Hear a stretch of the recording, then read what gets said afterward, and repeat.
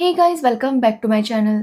तो आज के इस वीडियो में मैं आपको एक्सप्लेन करने वाली हूँ 2015 में आई मूवी तमाशा। तो चलिए विदाउट वेस्टिंग टाइम मूवी का एक्सप्लेनेशन स्टार्ट करते हैं। मूवी स्टार्ट होती है शिमला में रहने वाले वेद से। एक्चुअली वेद बाकी बच्चों से बहुत ज़्यादा अलग था। जहाँ दूसरे बच्चे पैसे, टॉय, चॉकलेट इस पर खर्चा करते, वेद अपनी पॉकेट मनी बचाकर एक पुराने पेड़ के नीचे बैठे हुए बूढ़े आदमी के पास जाता। वो बूढ़ा आदमी उसे पुरानी कहानियां सुनाता, जिसे सुनते वक्त वेद उन कहानियों में खो जाता और उससे काफी ज्यादा मोटिवेट हो पाता। जिसके बाद सालों बीत जाते हैं और हम देखते हैं फ्रांस के एक सुंदर आइलैंड कोर्सिका को, जहाँ पर एक इंडियन लड़की तारा घूमने आई थी और वो बहुत ज्यादा टेंशन में थी क्योंकि उसका बैग चोरी हो चुका था जिसमें उसके पैसे, पासपोर्ट सब कुछ था। इसलिए वो रेस्टोरेंट के ओनर से फोन मांग रही थी ताकि वो अपने एजेंट को कांटेक्ट कर सके, बट वो उसे फोन देने से मना कर देता है, जिसकी वजह से तारा गुस्सा हो जाती है और उसे हिंदी में गालियां देकर वहां से निकल जाती है। तभी तारा की मुलाकात वेद से होती है, जो कि वहां पर घूमने आया था। अब वेद तारा की प्रॉब्लम सुनता है और उसे मोबाइल देता है, जिसके बाद तारा इंडियन एम्बेसी में कॉल करके अपनी प्रॉब्लम बता देती है। अब वेद तारा से उसका नाम पूछता है और तारा बताने वाली थी कि तब वेद उसे कहता है कि अगर वो दोनों एक दूसरे को अपना नाम बताएंगे तो वो एक दूसरे को जान जाएंगे, फिर उनकी दोस्ती होगी, फिर प्यार होगा और फिर हार्ट ब्रेक भी हो सकता है। इसलिए वो चाहता है कि उनके बीच यहाँ पर जो कुछ भी हो वो एक अच्छी मेमोरी हो। इसलिए वो तारा को बताता है कि वो डॉन है और 12 मुल्कों की पुलिस उसे ढूंढ रही है। अब ये बकवास सुनकर तारा भी इसके ऊपर हंसने लगती है, जिसके बाद वो खुद का नाम मोना बताती है और कहती है कि वो इंटरनेशनल ड्रग लॉर्ड की बेटी है। जिसके बाद उनकी दोस्ती हो जाती है। अब यहाँ पर वेद उस रेस्टोरेंट ओनर को सबक सिखाना चाहता था, इसलिए वो उससे एक लाइन बुलवाता है जिसमें वो हिंदी में कह रहा था कि मैं कुत्ते का पिल्ला हूँ, और वो रेस्टोरेंट ओनर इसे जोर जोर से बोलने लगता है बिना जाने कि उसका मतलब क्या होता है। अब वेद और मोना कोर्सिका आइलैंड में घूमने लगते हैं। वो दोनों एक दूसरे की कंपनी बहुत ज्यादा एंजॉय कर रहे थे और बहुत ज्यादा खुश थे। वो डिफरेंट लोकेशन पर जाते और उनका ये मोना और डॉन वाला ड्रामा कंटिन्यू था।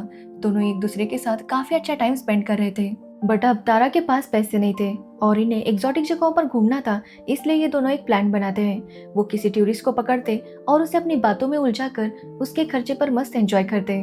अब एक दिन ये दोनों एक इटालियन ग्रुप के बीच आते हैं और उन्हें बताते हैं कि ये दोनों बहुत बड़े आर्टिस्ट हैं। वो बताते हैं कि एक्चुअली वेद एक बहुत बड़ा डायरेक्टर है। अब ये सुनने के बाद वो उन्हें एक कहानी सुनाने के लिए कहते हैं। अब वेद तो कहानियों का बहुत ज्यादा शौकीन था और उसके अंदर कहानियां बसी हुई थी। तारा के कहने पर वो एक बहुत अच्छी कहानी सुनाता है, जिससे सब लोग उससे काफी इम्प्रेस हो जाते हैं और सबको यकीन हो जाता है कि ये दोनों बहुत बड़े आर्टिस्ट हैं। जिसके बाद ये दोनों उनके साथ ड्रिंक्स, खाना ये सब कुछ एंजॉय करने लगते हैं। अब एक दिन वो दोनों एक जंगल के बहुत ही खूबसूरत जगह पर बैठे थे। दोनों वहां पर सीरियस होकर बातें कर रहे थे, जहां पर तारा वैसे कहती है कि भले ही वो दोनों साथ है और काफी खुश है, बट वो लोग अपनी लिमिट क्रॉस नहीं करेंगे।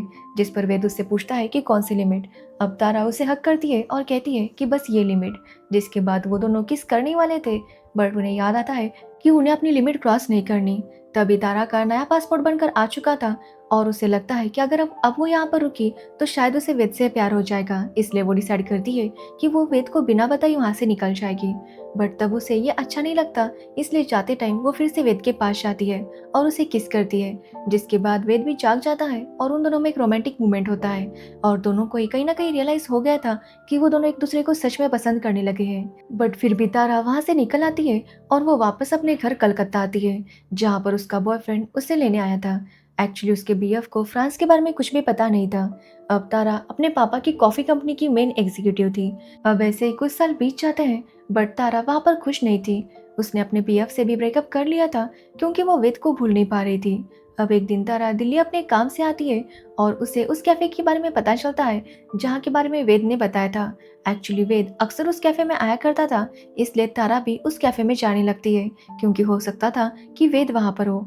कुछ दिनों बाद एक दिन वेद वहाँ पर आ जाता है और जैसे ही तारा उसे देखती है उसका दिल धड़कने लगता है और वो समझ जाती है कि यही वेद है, यानी कि उसका डॉन। अब यहाँ पर वो हिम्मत करके वेद से मिलती है और वेद भी तारा को देखकर काफी खुश होता है और फाइनली वो दोनों एक दूसरे को अपना असली नाम बता देते हैं। अब यहाँ पर तारा को पता चलता है कि वेद आईटी कंपनी में मार्केटिंग मैनेजर है। यहाँ पर तारा कन्फेस करती है कि कोर्सिका के बाद वो वेद को नहीं भूल पाई और इसी वजह से उसने अपने बीएफ के साथ भी ब्रेकअप कर लिया। अब यहाँ पर वेद ये सुनकर काफी खुश था, बट यहाँ पर तारा नोटिस करती है कि जिस वेद से वो कोर्सिका में मिली थी कि ये वेद और वो वेद काफी अलग था। एक्चुअली यहाँ पर वेद की लाइफ काफ़ी ज़्यादा बोरिंग थी, जैसे कि सुबह उठना, ऑफिस जाना, बॉस की किचकिच सुनना, जिसके बाद घर आना। वो कूल क्रेजी वेद यहाँ पर नहीं था, वो कहीं खो गया था। और ये देखकर तारा काफ़ी अपसेट थी। जिसके बाद एक दिन वेद तारा को प्रपोज करने वाला था। ये देखकर तारा उसे बाहर लेकर जाती है और उसे बताती है कि वो जिस वेद से प्यार करती थी ये वो वेद नहीं है। वो कब से इस बात का इंतजार कर रही थी कि कब वेद उसकी लाइफ में आएगा। बट यहाँ पर आने के बाद उसे रियलाइज हो गया कि ये वेद उसे नहीं चाहिए। वो इस वेद से प्यार ही नहीं करती। वो वेद से कहती है कि उसे कॉर्सिका वाला वेद चाहिए, जो कि बहुत ज़्यादा खुश था। बट यहाँ पर वेद उसे समझाने की कोशिश करता है कि वो एक मार्केटिंग मैनेजर है और उसकी लाइफ ऐसी ही है। जो वो वेद के बारे में बात कर रही है वो एक फिक्शनल कैरेक्टर था। बट तारा इस बात से बहुत ज़्यादा अपसेट थी। वो वेद से कहती है कि अब वो उसके साथ नहीं रह सकती। ये बोलकर वो वहाँ से चली जाती है। अब वेद अपने दोस्तों से झूठ बोलता है कि आज की पार्टी कैंसिल हो गई। बट उसके दोस्त समझ जाते हैं कि तारा ने उसे ना कहा है, जिसकी वजह से वो उसे चीयर अप करने की कोशिश करते हैं। अब वेद काफ़ी अपसेट था और वो तारा के घर जाता है। पहले तो वो उसके साथ काफ़ी अच्छे से बात कर रहा था, बट बाद में वो काफ़ी चिल्लाने लगता है। ये देखकर तारा भी डर जाती है और समझ नहीं पाती कि आखिर वेद इस तरह से बिहेव क्यों कर रहा है। एक्चुअली वेद के अंदर बहुत सारा गुस्सा भरा हुआ था और आज वो फाइनली बाहर आ रहा था, जिसकी वजह से वो काफ़ी चिल्लाता है, जिसके बाद वहाँ से निकल जाता है। अब रास्ते में वेद को उसका पास्ट याद आता है। फ्लैशबैक में हम देखते हैं कि उसके पापा ने ज़बरदस्ती उसे इंजीनियरिंग करने के लिए भेज दिया था। वेद को आर्ट और स्टोरीज पसंद थी, पर उसके पापा ने मना किया था।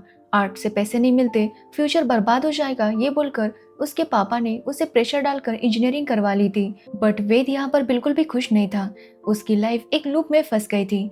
वही बोरिंग ऑफिस जाना, रास्ते में लिफ्ट होल्ड करना और बॉस की चिक चिक सुनना। एक दिन मीटिंग में वेद टाई पहन कर नहीं आता तो उसका बॉस उसके ऊपर भड़क जाता है, जैसे कि वेद ने कोई क्राइम किया हो। एक्चुअली मुझे समझ नहीं आ रहा कि ये वेद की स्टोरी है या मेरी। इंजीनियरिंग के बाद जब मैंने भी जॉब की थी और मैं जॉब पर बस 5 मिनट लेट गई थी, तो मेरे बॉस ने मुझे 10 मिनट तक बातें सुनाई थी कि कैसे हमें टाइम पर आना चाहिए। एंड उस दिन के बाद मैंने जॉब छोड़ दी थी एंड आई डिसाइडेड कि चाहे कुछ भी हो जाए मैं जॉब नहीं करूँगी। एनीवेज, अब वेद की बात करें तो वेद अपनी लाइफ से बिल्कुल भी खुश नहीं था। वो एक दिन बहुत अच्छा प्रेजेंटेशन देता है और सबको वो बहुत ज़्यादा पसंद आता है। बट उसके बॉस का कहना था कि वेद की लैंग्वेज इतनी अच्छी नहीं थी। ये सुनकर वेद और ज़्यादा फ्रस्ट्रेट होने लगता है। उसकी मेंटल कंडीशन इतनी खराब हो रही थी कि वो खुद से ही बातें करने लगता है। तो वे तारा को अभी भी वेद की परवाह थी, इसलिए वो बार बार उसे कॉल करती, बट वेद उसे इग्नोर कर रहा था। एक दिन तारा वेद से मिलने आती है, जहाँ पर वो वेद से माफ़ी मांगती है और कहती है कि वो उसकी रिंग एक्सेप्ट करने के लिए तैयार है। अब वेद को वो कहती है कि वो उसका बोझ बांटना चाहती है, जो सुनकर वेद फिर से अनस्टेबल हो जाता है और यहाँ पर वो काफ़ी सारी उसे बातें सुनाने लगता है, जिसके बाद वो अजीबोगरीब एक्टिंग करने लगता है, जैसे कि कोई ड्रामा चल रहा हो। ये देखकर तारा काफ़ी रोती है और वेद को रोकने की कोशिश करती है कि वेद रुक जाओ और उसके पास वापस आ जाओ। बट वेद उसकी बात नहीं सुनता और वहाँ से निकल जाता है। अब वेद बहुत ज़्यादा बदल चुका था। वो एक दिन ट्रैफिक सिग्नल पर एक भिखारी को वही डायमंड रिंग दे देता है जिससे वो तारा को प्रपोज करने वाला था। जिसके बाद वो ऑफिस आता है और वहाँ पर भी कुछ भी बोलने लगता है। यहाँ तक कि प्रेजेंटेशन में वो फिल्मी डायलॉग बोलने लगता है, जिससे बॉस काफ़ी ज़्यादा गुस्सा हो जाता है। अब वेद अपने बॉस से भी नहीं डरता, उसे भी वो बहुत बातें सुनाता है, जिसकी वजह से वेद को जॉब से निकाला जाता है। अब 6 महीने बीत जाते हैं और वेद अपने घर शिमला आता है। उसके पापा को डाउट हो रहा था कि आखिर वेद जॉब पर क्यों नहीं जा रहा, और आखिरकार उन्हें पता चल ही जाता है कि वेद को जॉब से निकाला गया है।